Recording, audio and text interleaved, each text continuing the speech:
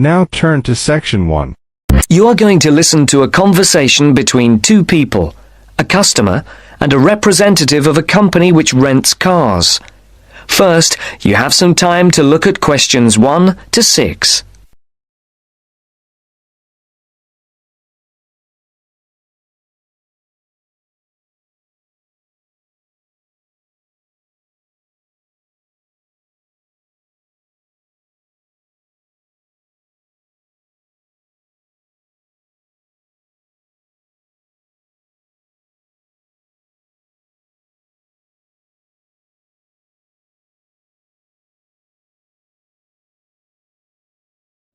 Now the test will begin.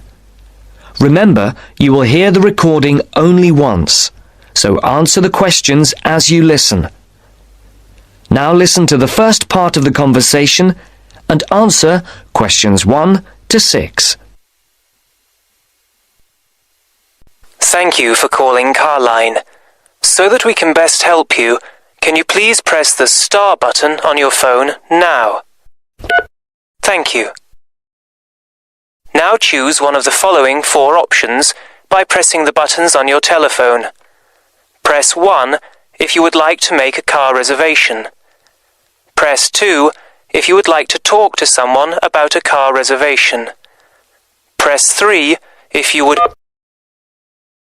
Please hold while we put you through to one of our assistants.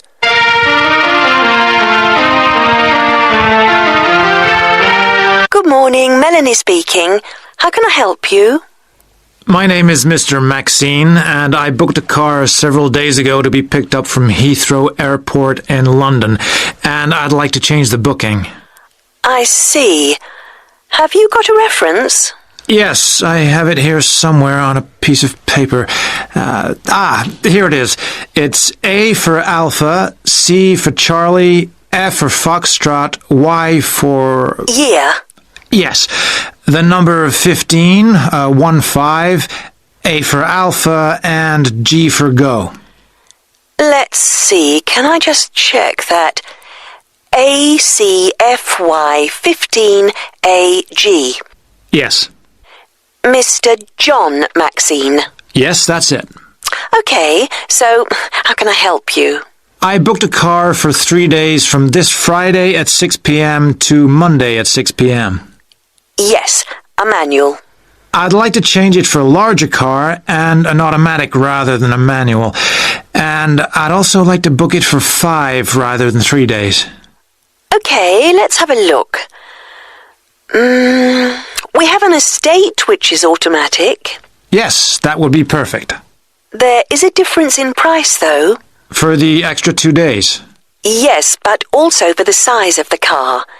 The estate is £15 more expensive per day than the saloon car you have already booked. Okay, and how much extra is it altogether then? That makes it an extra £165. It seems rather expensive. The last time I hired one, it wasn't so much. When was that? Several weeks ago. I see. Before the speakers continue their conversation, look at questions 7 to 10.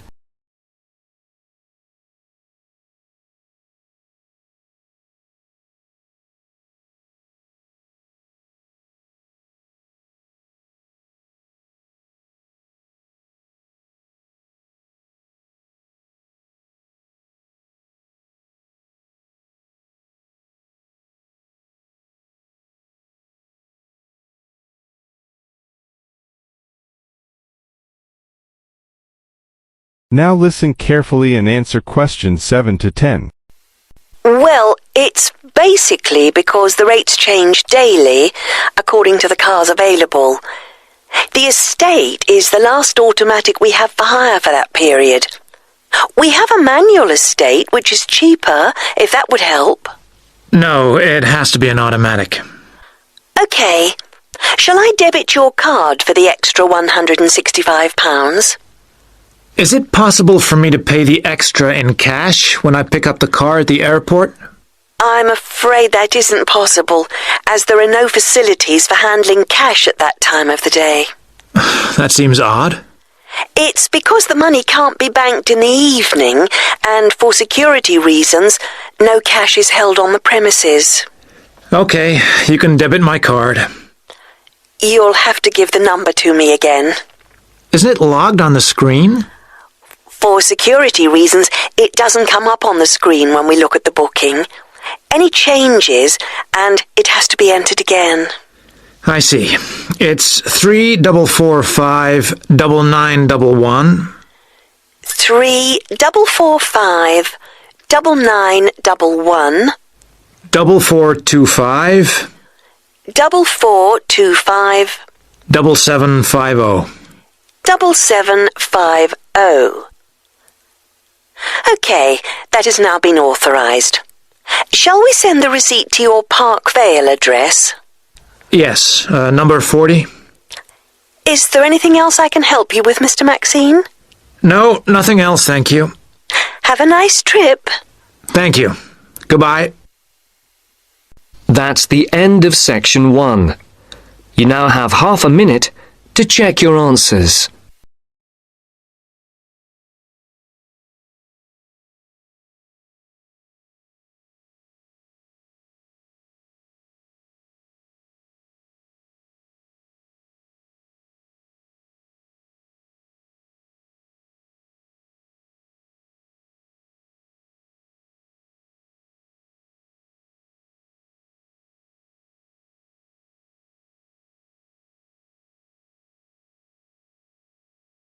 Now turns to Part 2. Part 2. You will hear a lecture on bird migration. First, you have some time to look at questions 11 to 17.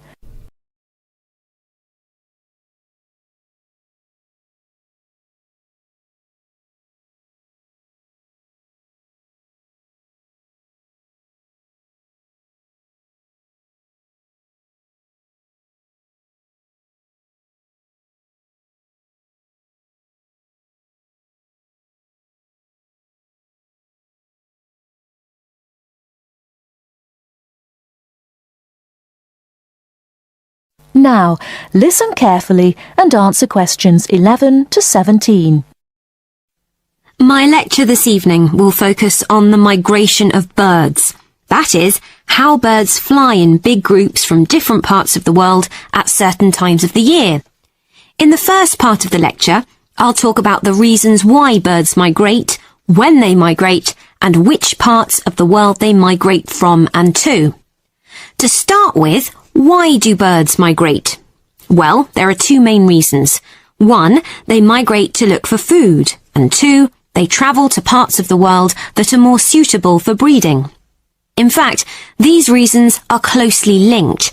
As you can imagine, when birds are breeding, they need extra food to feed their young. And in the spring, in the cooler climates of Europe, there is a lot of food for birds, especially insects. So, generally, during the spring, birds fly up from the tropics, which are hot, to cooler climates in the north. They stay there for a few months to bring up their young. And then, when the weather in the north gets cold in the winter, they fly back to warmer climates in the south. Now I'd like to talk a bit about how global warming has affected bird migration.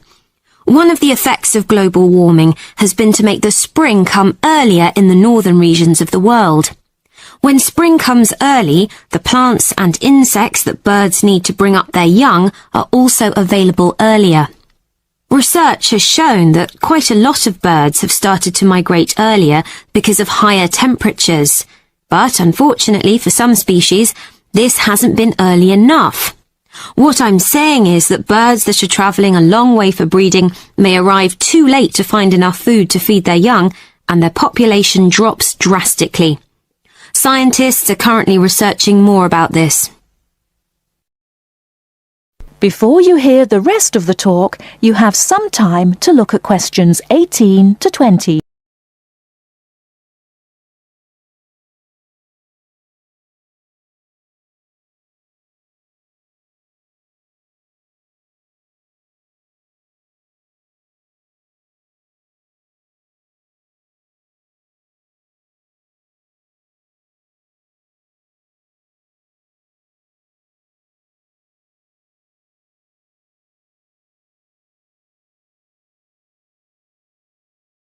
Now listen and answer questions 18 to 20. Now, I thought I'd finish by just briefly describing a few different patterns of migration. Migration varies with the type of bird and the area they come from. For example, one kind of migration is partial migration. This means that some birds in a particular species will migrate and others won't. It usually depends on how the weather affects food supplies, and very often happens in the tropics. In another migratory pattern, a bird called an Arctic tern migrates the whole length of the globe, from the North Pole to the South. The Arctic tern travels between 12 and 15,000 kilometres each way when it migrates in a complete circle around the world. It's quite amazing. Right, and lastly, I'd like to mention a pattern which isn't nearly as spectacular, but is very interesting. And this is the way many birds migrate across North America. In this pattern, the birds fly northwards in the west of the country and then back south again in the east.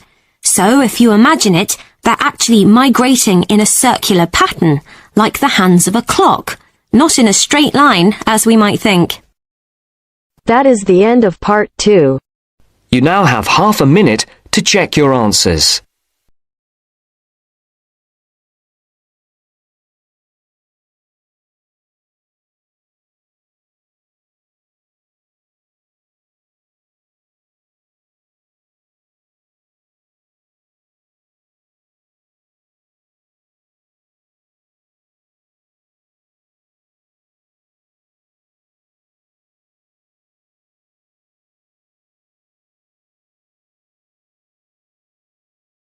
Now turn To part 3. Part 3. You'll hear a lecturer talking to students about sport in Ireland. First, look at questions 21 to 23.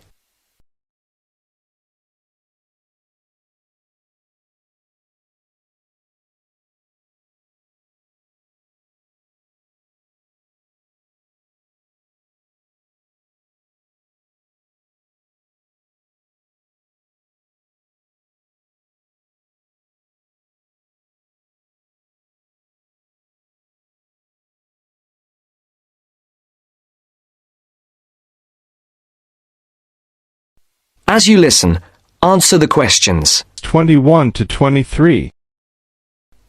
Now, today we're going to be finding out about the most popular sports in the Emerald Isle. That's Ireland, of course. Can you guess what they are? Well, there are these two lesser-played games, a form of rounders and Gaelic handball. But we'll start with one which is perhaps over 3,000 years old, arriving in Ireland with the Celts, some claim.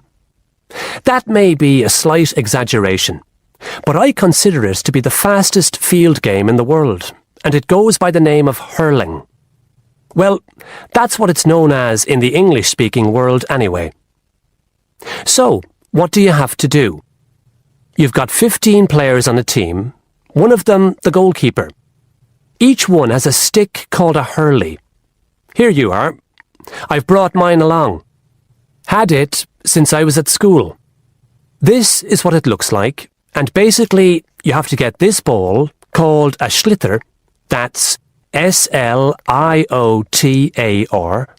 so it's not spelt the way it's pronounced. You hit it into the net for 3 points, or you can hit it over the net for 1 point. The goal looks like the letter H, with the net under the crossbar. The goalie has a bigger stick than the others to help keep the ball out. You can also catch the sliotar and run with it for 4 steps maximum, or bounce it on your stick. Is that clear to you all? I'll be showing you a video a bit later, so you can see what a game actually looks like.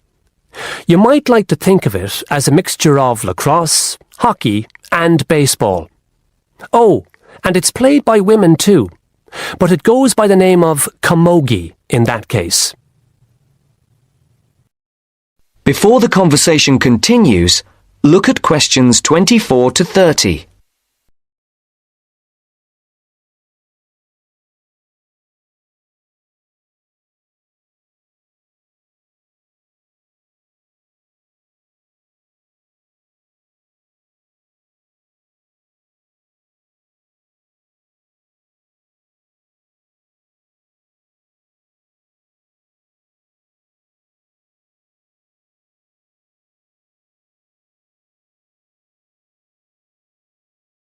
Now listen to the second part of the discussion.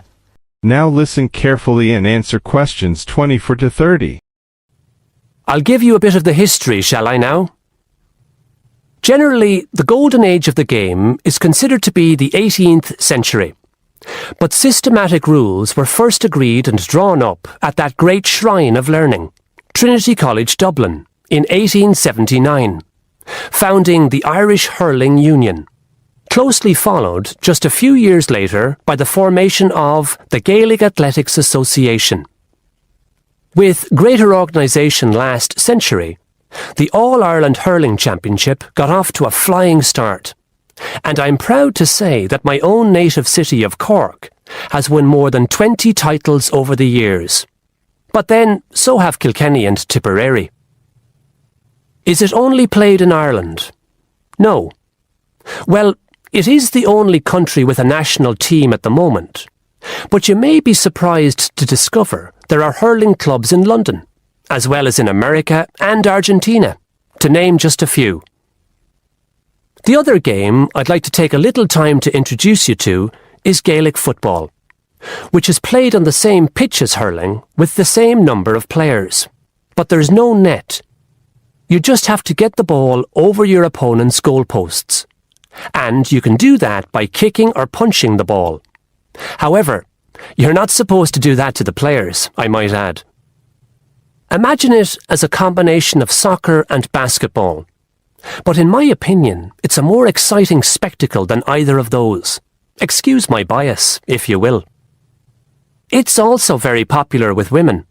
In fact, there are more women's teams than for any other sport.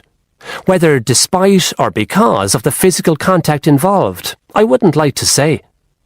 They do play a shorter game, 60 minutes, rather than the men's 70. So, let's have a look.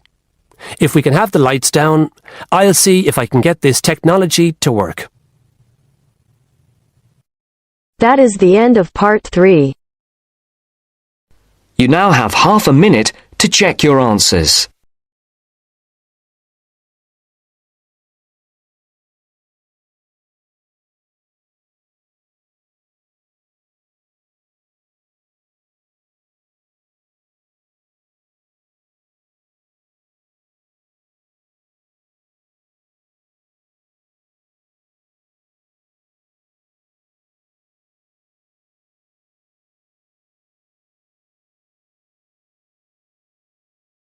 Now turns to part 4.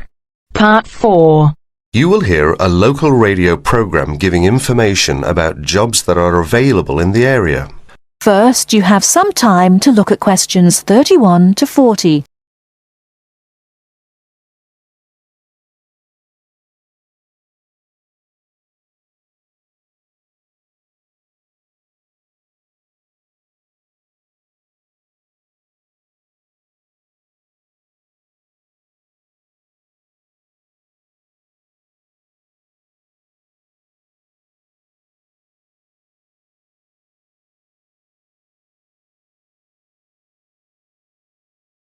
Now, listen carefully and answer questions 31 to 40. Mandy. Good morning, Mandy. What's up in the employment world this morning? Well, Simon, this morning I have 5 jobs that have come in, and the first is for a dental assistant. That's located in Tunbridge, and it's 2.5 days a week, Tuesdays, Thursdays and Saturday mornings. You've got to be at least 25, and the salary is £2,080 per annum, and you've got to be experienced. The second opening is for a florist, and this is according to experience as to wage, and the age is open. The job is in Tunbridge Wells, and the hours are from 9 to 6 Monday to Saturday, and because you're working Saturday, you get a day off in the week. Now, as that's a florist, you must be very experienced in all aspects of floristry and capable of working to a very high standard. Previous managerial experience is an advantage, as this job has actually got nice prospects, because there's a possibility of management for the right applicant. So there's one for someone who's going places. What's next, Mandy? Next job then, Simon, is an evening job, and it's for a cleaner. The wage is £25 per week and the age is 30 plus. Hours for this, as it's an evening job, 6 to 8:30 Monday to Friday. So that's a nice job for someone who wants to do something in the evening, Simon. They must be fully experienced as an office cleaner, hoovering, dusting and polishing, etc. And where's that one based? Oh yes, that one's in Tunbridge. The fourth job we've got lined up is for General Catering Assistant, based in Paddock Wood.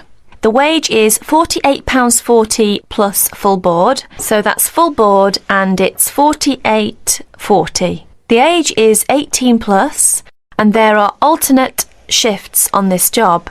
It's 7 a.m. to 3 p.m. and 11:30 to 7:30 p.m. and the job consists of cleaning, washing up the kitchen, as well as serving in the dining room and all sorts of domestic duties. Experience is not necessary. So, for someone who's 18 plus, that's a nice little job there. And here's the punchline: 10 weeks holiday per annum. Oh ho, I might put in for that myself. I can just see you up to your elbows in the washing up, Simon. Last vacancy is for an office job. That's secretary and personal assistant based in Tunbridge. The wage is £4,298 per annum.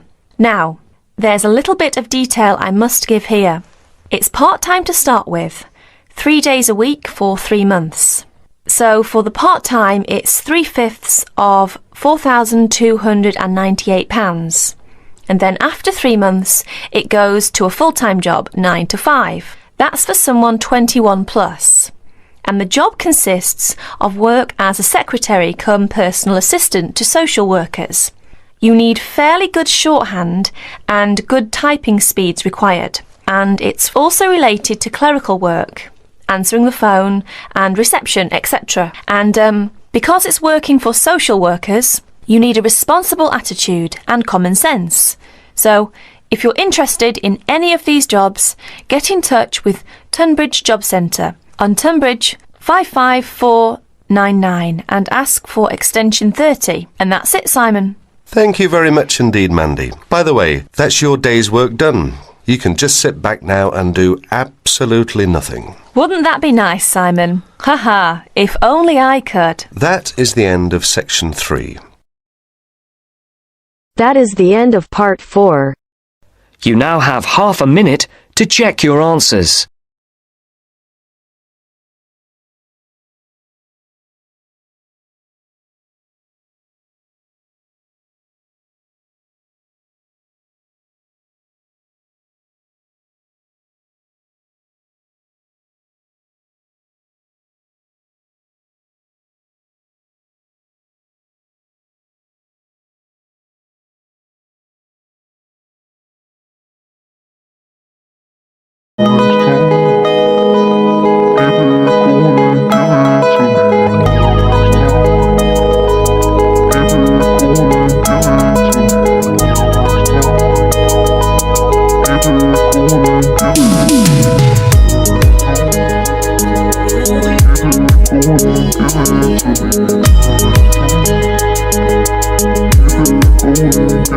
Give it to